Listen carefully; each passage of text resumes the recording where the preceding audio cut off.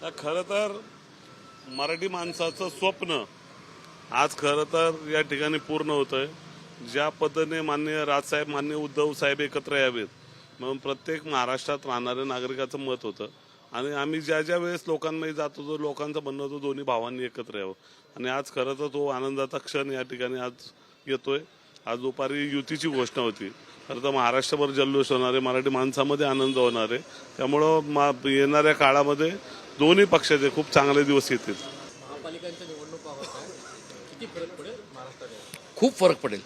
कारण का तर आत्तापर्यंत जे महाराष्ट्रातल्या नागरिकांनी जे अनुभवलं आहे, जे सत्ताकारण अनुभवत आहेत बरं का, ते त्यांना दिसतंय की कशा पद्धतीने भाजप आणि त्यांचे सहकारी जे पक्ष आहेत ते महाराष्ट्रावरती अन्याय करतायत आणि तो अन्याय दूर करण्यासाठी ते जे मतदान करतील ते भरघोस मतदान जे आहे ते यावेळेस आमच्या युतीला मिळेल। त्याच्यामुळे ह्याचा फरक नक्की पडेल आणि म्हणजे आज आम्ही युतीचा आनंदोत्सव साजरा करतोय।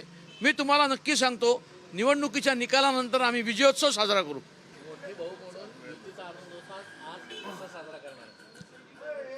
याची देही याची डोळा। आपण अलका चौकामध्ये पुणे शहरातले शिवसैनिक आणि मनसैनिक कसा जल्लोष आणि आनंदोत्सव साजरा करतायत हे आपण आपल्या कॅमेऱ्यामध्ये टिपणारच आहात। पण आजचा ऐतिहासिक क्षण पाहण्याकरता हिंदू हृदय सम्राट वंदनीय बाळासाहेब ठाकरे हयात हवे होते। सगळ्यात जास्त आनंद त्यांना झाला असता की माझी दोन्ही मुलं एकत्र होत आहेत। जे माझं स्वप्न होतं ते आज साकार होतंय। जे म्हणजे या दोन्ही भावांच्या मामांनी प्रयत्न केले, त्यानंतर शिवसेना नेते संजयजी राऊत साहेब असतील, मनसे नेते बाळाजी नांदगावकर साहेब असतील, या दोघांनी केलेले प्रयत्न आता त्याला यश येताना दिसतंय। तमाम महाराष्ट्रातल्या जनतेचं स्वप्न साकार होतंय, महाराष्ट्र घडण्याचं स्वप्न साकार होतंय। जे महाराष्ट्र तोडण्याचा प्रयत्न करतायत त्यांचे विचार हाणून पाडण्याचे एक नवीन ताकद या ठिकाणी महाराष्ट्रात निर्माण होतीये। तमाम महाराष्ट्रातल्या लोकांना हा आनंद आहे, त्यांनाही आनंद होतोय। तेही आज टीव्हीवर डोळे लावून बसले असतील की दोन भाऊ एकत्र येताना, दोन पक्ष एकत्र येताना तो जो आनंद जो गगनात मावणार नाहीये, हे क्षण टिपण्याचं सत्कार्य, हे क्षण आम्हाला आमच्या आयुष्यामध्ये आमच्या पुढच्या पिढीला सांगण्याकरता जो इतिहास तयार होणार आहे त्या इतिहासाचे क्षण आज आम्ही आमच्या मनामध्ये, आमच्या डोक्यामध्ये, आमच्या पुस्तकामध्ये आम्ही सुवर्णाक्षराने लिहून ठेवणार आहोत। मुळामध्ये तुम्ही जो पहिला शब्द वापरला तर कट्टर शिवसैनिक, इथं असणारे प्रत्येक शिवसैनिक हे कट्टरच आहेत।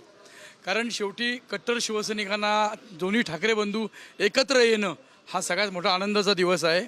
आणि ज्या पद्धतीने कुटुंब फोडण्याची कामं केलेली आहे भारतीय जनता पार्टीने, त्यांना त्यांची जागा दाखवण्यासाठी आमच्यासारखे कट्टर शिवसैनिक असतील, कट्टर मनसैनिक असतील, हे रस्त्यावर आता यापुढे उतरणार आहोत आणि येणाऱ्या महानगरपालिकेमध्ये कोणताही किंतु परंतु न ठेवता शिवसेना आणि मनसेची युती अभेद्य राहील आणि जास्तीत जास्त जागा आम्ही निवडून आणू।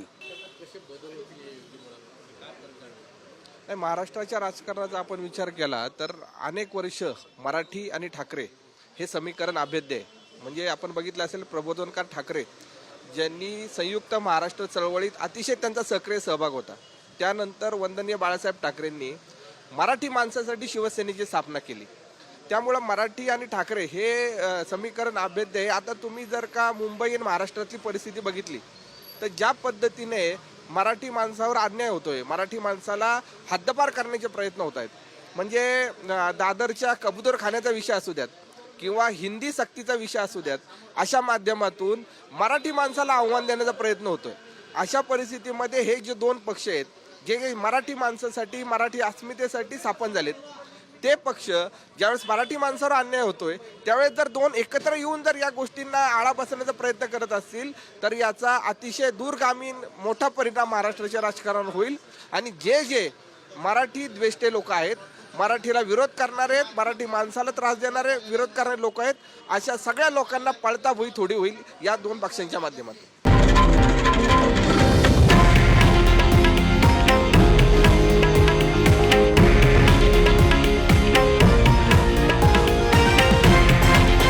हे आहे देशातील नंबर 1 न्यूज नेटवर्क आणि आपण पाहत आहात TV9 मराठी, एकमेव।